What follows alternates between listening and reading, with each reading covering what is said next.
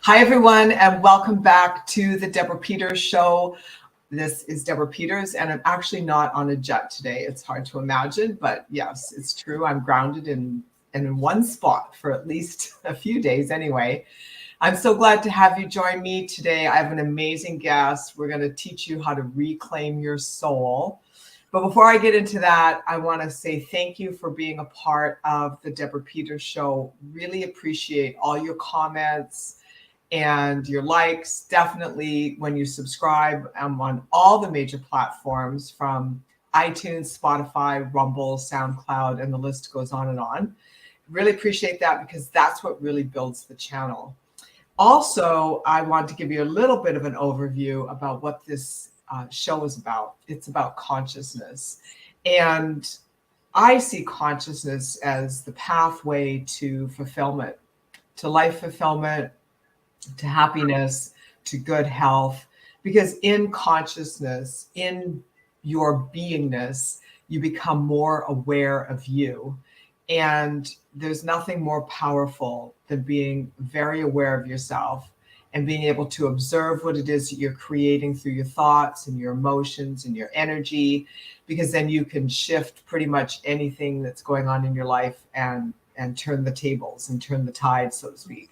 And today happens to be one of those colossal conversations with Melissa Giller from, I call it Winnipeg, Manitoba, in the Great White North. How's it going up there? It's chilly, but that's okay. We're surviving. We know what to do. Yes, you do. Get out the chains, get out the battery blanket, plug in the car. Yeah. Yeah, all of that exactly. stuff. We got the snowshoes. Yeah, snow tires, snowshoes, snow gloves. Yeah. I grew up in that environment, and it was like as a kid, wow, man, by the time we got completely bundled up to go outside to play, we were sweating. I know. It's crazy, right? So you get all bundled up, you finally get out the door, and then you walk like a penguin. You can barely move, but somehow you just have a good time. Yeah, as long as you're warm. And if you don't have to go pee, because that's Yes. the thing, is like, God forbid, get outside and then you have to go back in. Yes. And every year looking forward to getting a new pair of snow pants. And yeah, remember those days. Oh, and the other trick is make sure your snow pants go over your boots. Yes. Or else, you've got some wet, cold feet. Well, and I'm in the thick of it. My kids are 6 and 4, so I live this on a daily basis, like drying the mitts at the end of the day and making sure you have multiple pairs and the boot liners, and oh my goodness. And then you got to get you ready. Yes, that's a story. That's a whole other conversation. So my understanding is you, and I think this is where I just like love conversing with you, is you're like me, you're a deep thinker. And sometimes that can be a curse, where you, at least for me, it's like I deep think everything. I'm like, I wonder how that connects to that, and if there's any relevancy to what's going on over there. I do that a lot. But you said something really cool, that you're a big feeler. And that seems to be the key these days, isn't it? About feeling your way through life instead of reacting or thinking your way through life. Yeah, I love that. And I feel like giving yourself the permission to have multiple feelings in any given day, and therefore overall the course of your life. We walk around with toxic positivity and always trying to, see the bright side of things. And alternatively, you can't be stuck in negative thinking either, and hopelessness. And so I feel like starting to accept that big feelings come and go, and you may not feel the same way tomorrow. And just that leaning into whatever it is you're feeling also has a deeper message for you. And if you're not able to kind of be aware that you're fluctuating through different things, you're also not able to really ask yourself or start to understand what you need at any given point. Wow. Yeah, you said a lot there. I mean, well, and let me just finish this. So you're also an MBA and a life and business coach. And so I would suggest that the big thinker, the deep thinker, and the big feeler are probably your greatest superpowers, and the MBA is kind of just the structure to Right. getting that across, which is fascinating, isn't it? When you talk to the other part of the world or the other part of society that is all about, I have my MBA, but I don't know how to deep think, and I have no idea what my feelings mean. I mean, I What's the think I've got point? to get it around, right? Yeah. Yeah. What's the point? Yeah. I'm not sure how to be a leader if that's the case then. Right. Right. Because, when it comes to a formal education, that can always be had, and it can be had at any point in your life. It's really about what it takes on a soul level, since we're reclaiming our souls today, on a soul level, to get in touch with how you really feel about something, and not, you said pseudo positive or toxic positive thinking. Right. We can, I did that for a long time in my life. When I first got on the journey to becoming a coach 20 some years ago, I went through these interesting experiences. Maybe you can relate. So in the beginning, I started studying the kind of old school stuff, like Charles Hannell, the Master Key, and what did you say? I don't know what that is. Oh, No. I'm like, girl, check it out. Just everybody today, just go online and you can download. It's a free PDF. I think it was about a 28-week program, and I went through it probably 7 times in my life. Because every time you go through it, like, you just get it on a whole other level. Obviously your consciousness raises while you're studying it. And then you go through the practical application of the tools, living your life, because it's for a little over half a year. And then, if you come back to it a year later, after you've got some life experience under your belt and some calibration processes, then it's like, oh, let me give this another go. And then you see through the words and to deeper meanings than what you could see before. Cool. Yeah. Yeah.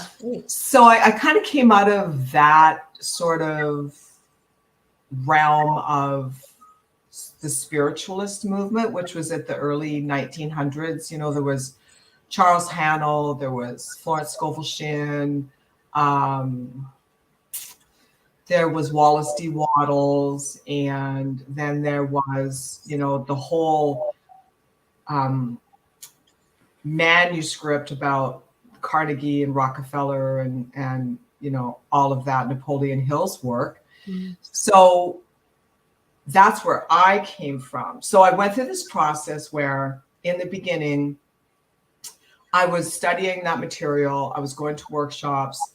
I hung out with Bob Proctor a lot, did some stage work with him, and he used to refer clients to me for repatterning when I first started my human engineering. But here's the thing is, living it, feeling it, downloading it was a different experience than intellectualizing it. So I went through this process where I got really good at manifesting. It was happening fast. Like, I was manifesting $10,000 a day. It was just like boom, boom, boom. And then I just hit this brick wall. And it's because, and I think to your point, I sort of had this sort of toxic positivity where I caught up with myself, and the words, I had to take the terminology deeper instead of them just being words that covered up a fear or an anger, or in my case, probably a lot of resentment, So is that what we're talking about here? It's like getting past that barrier. Yeah, absolutely. And knowing that you always have a choice, and you don't have to move from, the bottom, from A to Z, right? Or A to Z. You don't have to go from the bottom to the top. If you think about, the emotional guidance scale. I refer to that a lot, like Abraham Hicks, right? Yes. And you could be like utterly hopeless at the bottom, and it's all you have to do is just try to think like, what's one level up? What's one bit higher? I'm Like, not how could I gonna feel a jump little to better right now? Right. I'm not going to jump to elated, but maybe I can at least feel like content with where I am. And to your point, it is an integrated practice that needs to happen because I mean, I'm constantly self-coaching myself, self-talking myself with these principles. And, you know, for me, like staying present is really important and something I have to constantly practice at because I can see these thoughts and I can see these fears about, well, what's going to happen next? Or what if I don't have this piece figured out yet? And how, if I don't have this figured out, how that's going to impact this? And it's like, well, right now, actually, This is what I'm going to do. I'm right here doing none of that stuff. Actually, I'm like in the bathtub or, you know, watching a hockey game or whatever it is. So coming back to present, but also I think identifying when your thoughts do start to ruminate or you have kind of this nagging feeling, to sit with that for a minute and start to dig into it. And what is it there for? What's it there to show you? And, you know, if it is a case of resentment, are you working towards the things that will make you fulfilled and happy, or are you putting someone else's needs first? Right. Right. Well, and I've learned over my lifetime that it comes in waves, and, you know, which is a good thing because I'd rather just have it come and just like roll through a bunch of it and get past it. And then, you know, than to have it like continually pop up here and there all over the place. I'd rather just like, just give it to me. I'll deal with it and then we'll move on. But that's something I've noticed tremendously is that it comes in waves where actually I just before Thanksgiving, American Thanksgiving, which was on the 24th of November, rolling into the holiday. And now I know everybody's going to say, wow, you know, it's the holiday, blah, blah, blah. But no, it had nothing to do with that. Trust me. Or I would claim it. Like I'm transparent. But rolling into the holiday, I had a lot of decisions that I needed to make about different platforms we're launching, and I was negotiating a publishing deal, and there was just a lot going on. And I got just slammed with doubt and limitation thinking and fears. And I was just really angry. I was just like, couldn't imagine how short I was with myself and with people. And I'm like, I never talk to people like that. And so then I just was like aware of it. Like I was aware of it. So I said to myself, and I think that's where we're going with this, is to give people tools, right? Right. I just said to myself, you know what? You're really pissed right now, and you should probably just go for a walk. Right. And so I'd just go for a walk, and I'd come back, and I'd be good for a while, but it was short-lived. Yeah, for sure. But at least walks. but at least I had the tools to identify what was going on. And it was such a huge wave. It went on for about 2 weeks. Like it wasn't a small thing. And then while I was on my trip, I was in 2 different countries and then back in California doing some speaking gigs, and something just shifted. And I could see, like when you said big feeler, that resonated with me because, and I know I just use the word see, but I use see and feel interchangeably. For me, I see things psychically and I feel things psychically. So I could just see like this fog roll off my being. And I felt this buoyancy pop back up in me that had been missing. Right. And then, you know, now I'm just like, bring it on, because I can conquer the world. Totally. Totally. It's almost like it instills confidence in you to get through what is an uncomfortable time, right? Or it's interesting, that opportunity. You know, you had so much going on kind of professionally. It's like this invitation for you to level up and step into this next stage. And like with that comes so many mixed feelings and self-doubt and fear and excitement and all of that stuff. But also, you know, again, as humans, we're cyclical in nature and we're not expected to be in full bloom at all the time, like I know. all the time, right? So it's like when you can see that that cycle happens and takes place and, oh, look, I survived. Not only that, I'm feeling great. It's like I can do it. I mean, at the start of the show, we were talking, I was teasing you about living in Winterpeg. I mean, that's like not being in full bloom for what? 4 months, 5 months. Yeah. You know, it's winter, things are sleeping. It's okay to let yourself take a breather from performing externally. Yes, absolutely. Oh, and that's right. And that's the reclaim your soul concept, isn't it? Well, really, if you're never able to slow down, you're not going to hear the calls, right? You're not going to be able to actually sit with those feelings or thoughts and be able to process them and say like, and why I think that concept of like wintering and how it fits with the seasons and with like the manifesting stage is that we need this kind of period of darkness and void to really bless you. Thank you. To really understand though, either like what we don't want. This is a darkness and I'm seeing what I don't want, what no longer fits or no longer aligns, or the ability to be sitting and then maybe it's in this dark stage where we start to wish, we start to wonder, possibilities creep in, and those become our seeds that we plant, right? And I love visualizing our lives as cyclical in nature like that, because I've seen it in my own life, and just I've in particular have had, you know, these forced rests put on me. Yes. And seeing what comes out of that on the other side is then you gain this strange appreciation for even what you go through and have to go through because you needed it for some reason. For some reason. Yeah. Well, if for nothing, it's just increases your self-awareness. Totally. Yeah. And that's what I was. Yeah.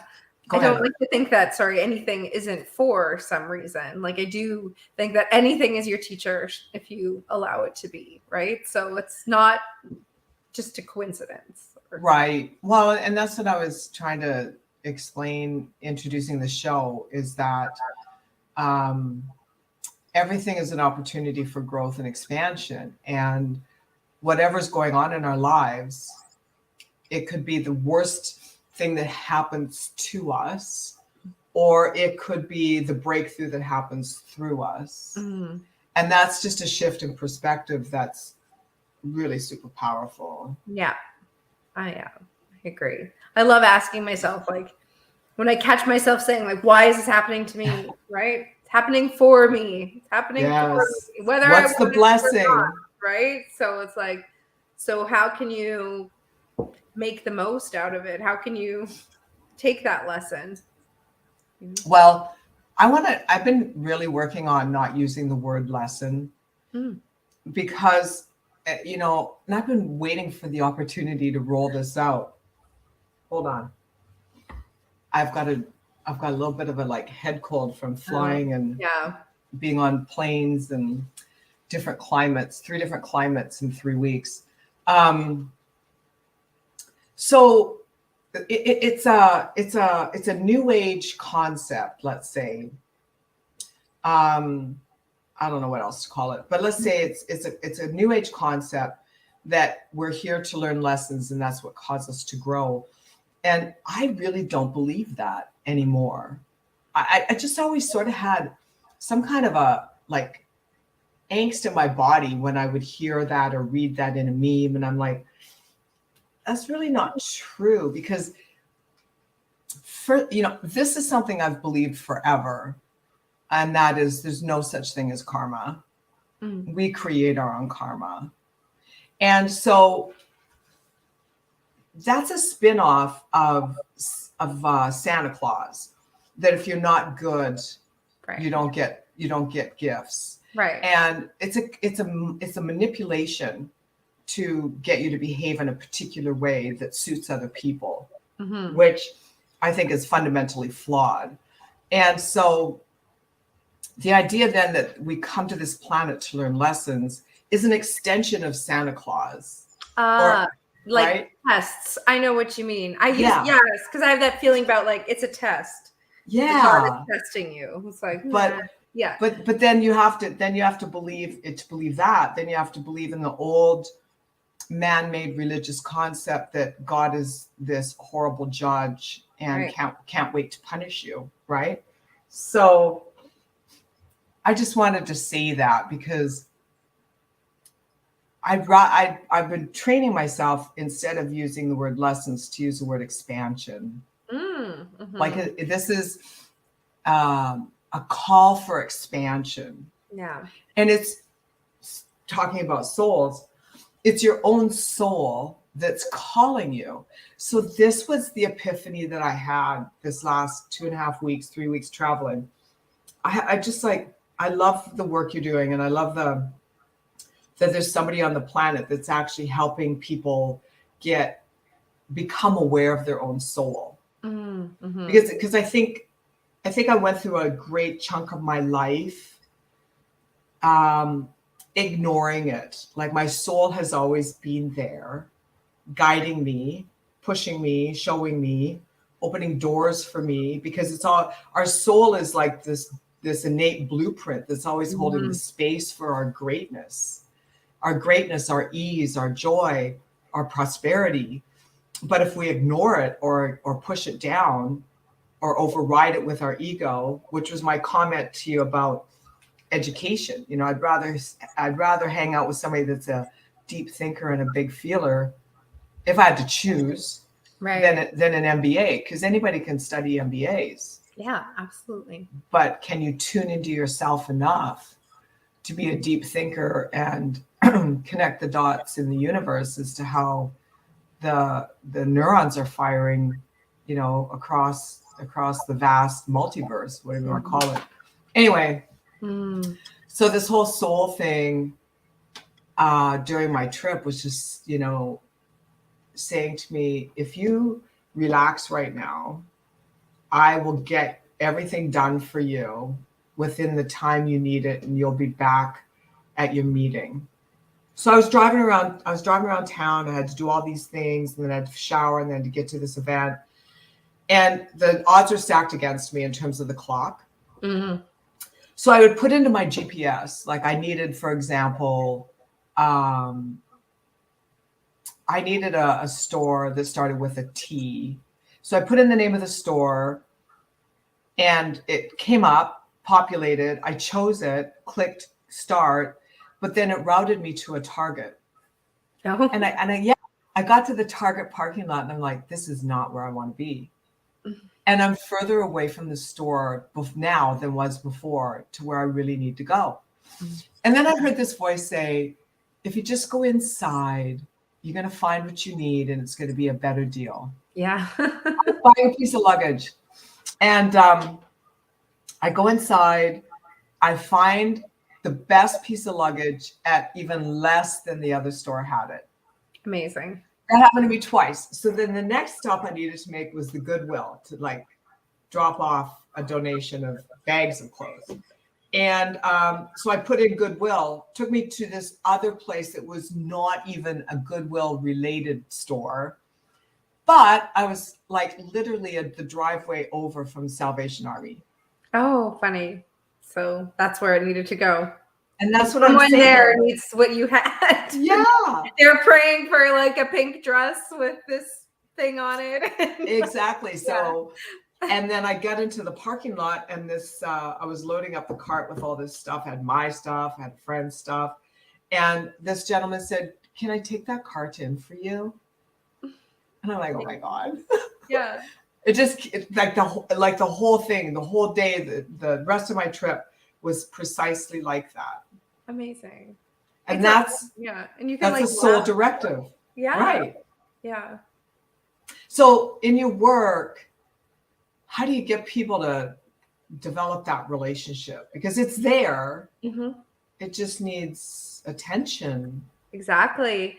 It starts with the smallest of habits. Like even just, do you have 5 minutes in your day where you can sit down with your journal, and starting with even the basic of questions like, what do I need? What do I need to let go of?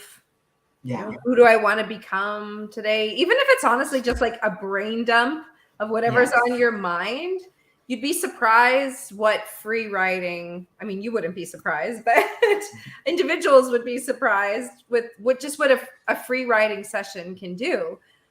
Because I really do think, especially when we start to clear out all of the mental clutter that we carry around on a daily basis. And I do really think that like free writing whatever's on your mind is a great way to do that. It allows, as you said, expansion room for a download, for just clarity, for calm, right? For whatever it is, because when you're and it's like, for me, I teach my clients what I call like energy management, like energy and time management, because when you're mentally loaded, again, you just don't have that room for creativity. You're constantly overwhelmed and you're in survival mode. And even if we compare it to like Maslow's hierarchy, if you're in survival mode or your base needs are not getting met and you're constantly stressed, you're not going to reach enlightenment. You're not going to reach self-actualization. Like, you're not going to be creative and free and alive. Well, you'll be actualizing something, but yeah, it may not be what you want. More of what you don't want, more of what you're honing in on. Yeah. Focusing on, right? So for me, I just really think it's like just starting that dialogue with yourself and trusting. So many of us have self-doubt and like these ultimate fears that we don't know what we want, or we can't trust what we want, or we've been told that what we want isn't good enough or silly or it's too much, or whatever it is, right? We have all these other opinions and voices. And I feel like when you can actually identify like, oh, I need to reach out to somebody, like a friend today, or I just need to go for a walk, or I need a long warm bath. And then you go ahead and you do that thing and you see, oh, that helped. Yes. I listened to myself. That builds trust. Yes. And you can start with the smallest things to building a business based on, how do I want to help people? How do I want to show up every day? What are the kind of projects I want to work on? And just following those little nuggets with aligned action, because you can't just like meditate your wishes into existence. So no, it's really good. And I can hear clients in my head going, I don't have time. And it really just comes down to a priority. You won't have time until you actually do it. I mean, there's just no other way around it. You just have to start doing it. Once you start doing it, other aspects of how you run your energy will clean themselves up. So you'll actually be more productive. And I say this to my clients all the time that are saying, well, I don't have time to journal. I don't have time to meditate. I'm blah, blah, blah. I have this one client that there's always something, they have another baby, or they've hired someone new that needs to be trained, or they've brought in, another revenue stream. Like, all this is stuff that we're working on for the growth of their business. Well, except for having more babies, but the growth of their life. The growth of their life. But I said to him, I said, it's never going to happen until you step it forward. So I actually walked through a values exercise with him and discovered that fitness, because in this case, it was about getting him to work out. Fitness was not on his values hierarchy list at all. And so, values are what drive our behavior, right? And so I'm like, okay, well, we have to reorganize. We have to reorg your values in order for this to ever hit that feeling in you that that's what I need to do with my time. Right. Because you're the big feeler, right? So I'm sure you can speak to this, and that is, if you don't feel it, it ain't happening. Absolutely. Absolutely. And that's why we have ourselves in this kind of culture of burnout from people working jobs that they're not passionate by, that they're not attached to in any way other than for the paycheck. And that's just not fulfilling. So Yeah. I definitely agree that, I think by understanding, it's what you want to feel. And I think that's like the big part of manifesting. And it's like, Ah, it's attached to your values, because like, I'll give the example of, buying a new home, and like this experience we went through. We moved about 18 months ago from our suburban home to a country acreage that we were longing for. But it's like, why were we longing for it? What was the desire and the feelings we wanted to have? It wasn't to have a large house for some kind of egotistical drive, like, oh, I have a big house that says something about me. It's like, no, we want this space for our children to run around outside, so we can have bonfires, and we can host a lot of people. And it's like, what's that feeling of connection and family and love? Like, those are the values, right? And yeah. so it's like trying to identify, I think, too, if you want a healthier body physically, that feeling that you're driving towards, like, what's underneath the feeling? What will having the healthy body do for you? Well, it'll help me be around for my new baby that I'm having. It'll help me show up in this business I'm trying to build. Okay, well, if we know that, then like, that's where you're saying we need to shift the priority and the value into becoming one towards health, because this is impacting every area of your life. And the outcome for prioritizing this is giving you the life you ultimately desire. Right. So you're saying back it up to the baseline of the feeling Yeah. that you want to have or embody, and connect that to the end goal, which is the life you want to have. Right. And I feel like it's even on a daily basis, like knowing that if I'm working towards buying this huge home for us because of the, end goal of building connection, how do I build connection today that helps me manifest in that house, that feeling, all those opportunities for connection even Yeah. faster? Because when you can match the vibration, as you know, then that's when the opportunities come, right? So then it becomes that practice of, okay, well, in your client's case too, with the physical fitness, like, if I want to manifest that new habit, it's like, what can I do today? Maybe it's just like making a better breakfast choice, or going for a 5-minute walk to ease your way into more of a walking program. Like, just starting the smallest little things in alignment with, the bigger picture. Right. Because then it filters down into everything, including the family. The suggestion I made to him was, then make this a family lifestyle. Right. If you have children and you're busy with babies, then take the babies on the walk, take the babies on the bike ride, like, make it. Absolutely. That's what I did with my daughter. Oh, yes, for Yeah. sure. It's It's when like she was a little girl. becoming the person you want your kids to be. Because if you want your kids to be physically healthy, you can't sit on the couch with a Big Mac and the remote. Exactly. You have to Exactly. become that. So yeah, same. Like, and part of exactly for us, like, we wanted our children to embrace the outdoors. So, Mhm. we've embraced the outdoors, and that's our lifestyle. It's a family thing to all go outside and get that fresh air together. That is so good. That is so healthy. Yeah.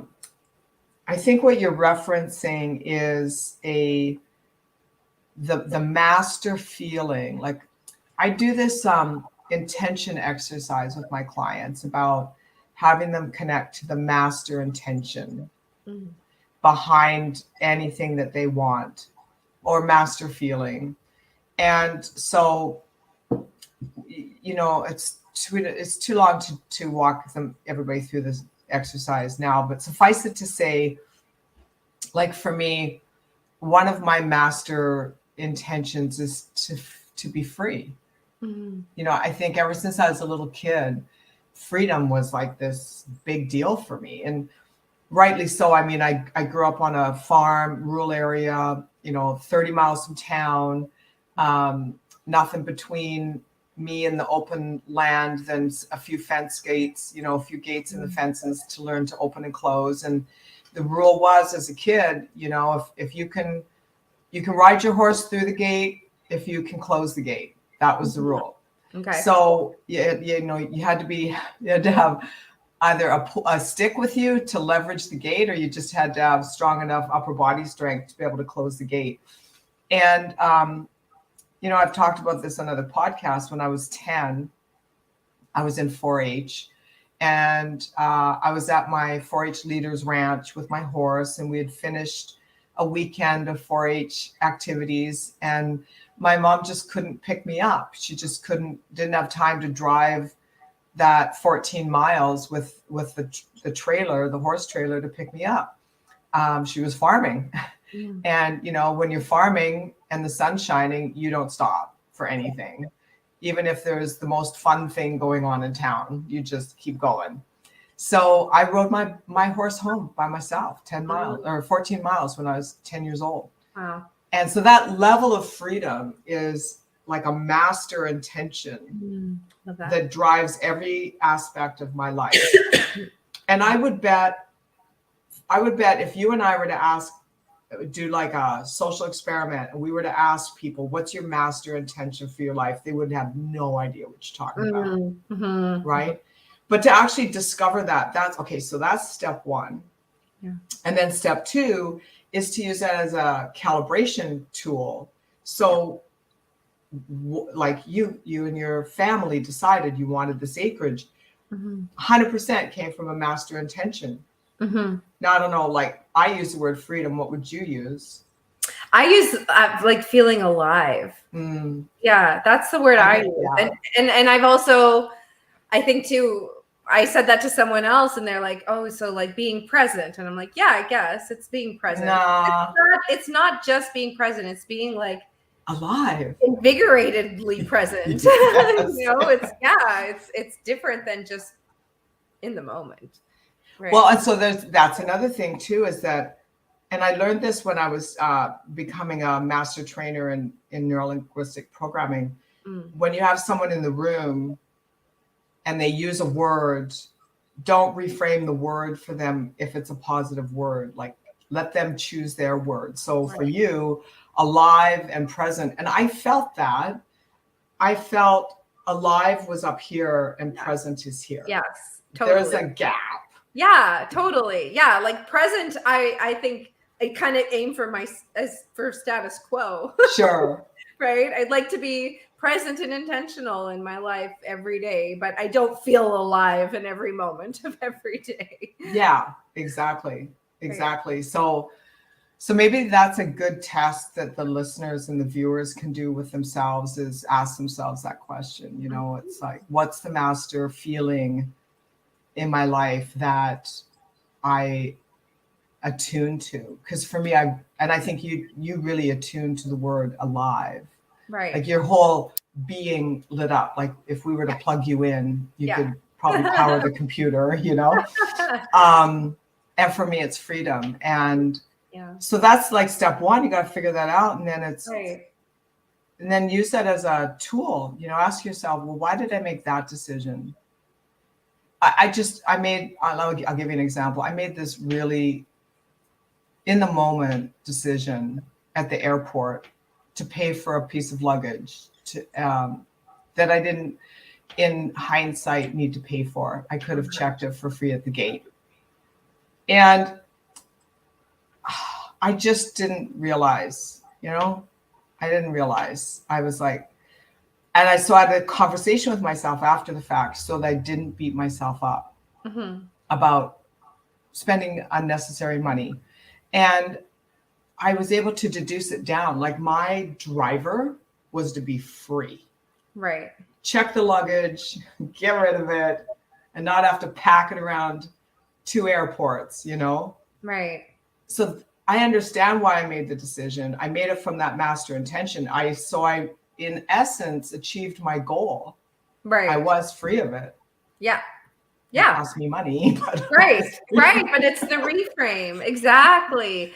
Well, and it's true because it's like I wrote a list at one point too of all the way, like, how do I feel alive? Because to your point, it's like, it's the daily opportunities to feel free, to feel alive that you have to take, or sometimes pre-plan, like as unsexy as that is time and energy management strategy, right? And so it's like, yeah. I honestly, when I'm on my elliptical, I feel really alive. I do. I love doing cardio to great, music, and I don't have to do it for an hour because that would not make me feel alive. But like 20 minutes, 20 minutes makes me feel really good. Yeah. And so it's like, I do this little 20-minute elliptical routine 3 times a week. And it's not like it's like the bread and butter of my fitness regimen, but it's like, it helps me feel alive. It does help me stay in great shape too, because it's like, if you're doing that 3 times a week, week after week after week, you don't, I fit in my walks in between and weights, but that's not the point. The point is, it's like just 20 minutes on Monday is how I feel alive. On Tuesday, I do something else. On Wednesday, I do something else. You know what I'm saying? So it's like just integrating the little things that sprinkle that into your day. Yes. So it's micro doses in a sense. Yeah, right. I know I've been finding that works for me too, is like when we're done here, I'm going to go to the gym and I'm going to knock out like a 30-minute workout. Yeah. And then come home and shower and then work for a few more hours. And I find when I do that, I feel so much better than if I slog it through because the clock says I shouldn't stop yet. Right. Yeah. And then what? It's like, really, I think it's, reclaiming your soul is so many things, right? Yes, absolutely. It's like a minute by minute question. Almost you could ask yourself, right? Like, what would my soul want? Yeah. I actually did that last week when I was traveling. I had just gotten off of a plane in another city and I kind of got myself set up at the table at my friend's house. I was staying with her and I was using her dining room table for my office. And she had gone to New York and I had this list out that I had to accomplish. And it was all these things that needed to be done. And then on the left-hand column, I decided to write a second list. What do I need? Yeah. I wrote what do I need? And the first thing that I got put down was meditate, because I had skipped it that morning. And then I had walk, and then I had workout. And I'm like, okay, in order for this list on the right, that's to happen, those 3 things are an absolute, and I need them now. Yeah. And as soon as I surrendered to that and stopped overriding with my ego, but you got to, look at the time. You got to, everybody else is working. You should be working too. Blah, blah, blah.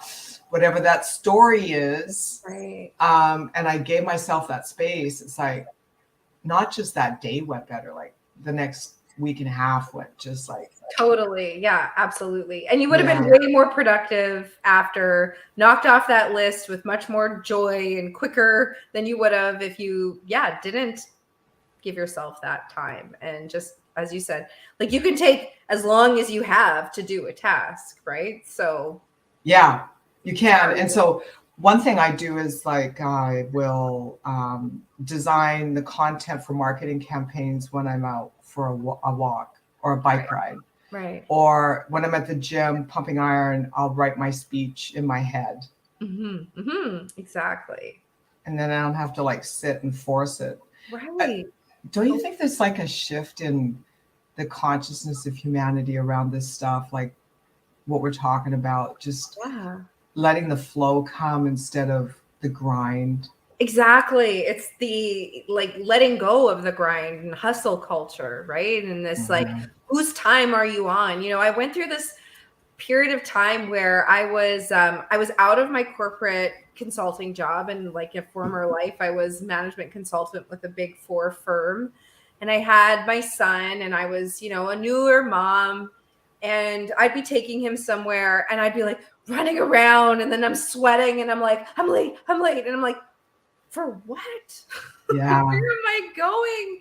But I realized, like, I had this like urgency to get somewhere all the time, and it's like taking this. Well, I went on mat leave and never went back to corporate was one of the best things I ever did for my anxiety, because I just live a much slower life that I would never trade. Well, and you know, I think that's one of the blessings too that came out of the pandemic, and now companies are trying to figure out this whole hybrid thing, and you know, people are just marching to the beat of a different drum now. So where do we find that? I'm actually writing a whole chapter on this very subject about hiring, when you're hiring people, and like, who are you getting? Who are the people you're getting? What's the resiliency factor, and what drives them? What motivates them? Because it's not what it once was. No, it's different now. Yeah, because people are reclaiming their soul. Well, yeah, and we see that in the Great Resignation, right? People don't want to sell their souls for 2 hours of a commute per day, right? Or like to work for an organization that doesn't value wellness or, you know, paid time off or whatever it is that's important to you and your family and your life. We have a lot of people who are now seeing like, you know what, I can go make it work for myself somewhere else. Yeah, I think there's long been a massive disconnect between the large corporate entities structure for what they used to call, if you can imagine, human capital, and actually what makes people productive. Like that was my service line, the human capital service line. So I know. Two different planets. Totally. You know, and I think, and I don't mean to disparage anyone that's, you know, given their life to a corporate entity, but you know, I've coached a lot of large firms, and there's almost like you got to shut your soul off to go in there, because the environment was devoid of an understanding and devoid of an awareness around the importance of energy. Right. So if you're devoid of that in your structure, your culture, how can you foster that in your people? Like, it just doesn't exist. Absolutely. Like, yeah, again, it's like the parenting role, being who you want your child to become, right? Yeah. Being the leader you want your employees to emulate. Yeah. Walking your talk. Yeah. So tell us a little bit about your services and how people can reach you, and give us your website. Sure. Yeah. So I'm online at melissagiller.com. And from there, they can scope through some of my coaching and consulting packages. I am working now primarily with entrepreneurs, solopreneurs, and really helping to minimize the overwhelm around a lot of the big goals and ideas that so many of us creative types have, but lack the kind of structure and alignment factor in terms of the daily actions, weekly plans that need to be in place. So I take a very strategic and energetic approach to my coaching. Really good. So give your URL again. It's Melissa Giller, MELISSAGILLER.com. Fantastic. Thank you. Is there any parting message you want to leave people with in terms of getting on the path to reclaiming their soul? You know what? Again, I think it's like that idea of self-trust and letting yourself prove you right. You know, go into it with the mentality of you're going to prove yourself right, and you are going to make yourself the priority and your happiness and your desires, and just take one step towards even the smallest thing and see how good it feels, and just let it prove yourself right. Cool. Very cool. And reach out to Melissa. She'll help you get that rolling. Definitely. I love it. That's fantastic. Thank you so much for being here today. I really appreciate it. Yeah, this was a great conversation. Thank you so much. It was good. We could keep going, but totally on and on. well, listen, have a blessed rest of the year, and all the best to you, and many blessings for 2023. It's really exciting to see you go for it. Thank you. You too. Thank you. Yeah, you bet. And thanks for subscribing, everybody, and hitting the like button. Definitely drop a comment. That really moves the needle on the growth of the channel. And most importantly, stay aligned, stay awake, and stay alert.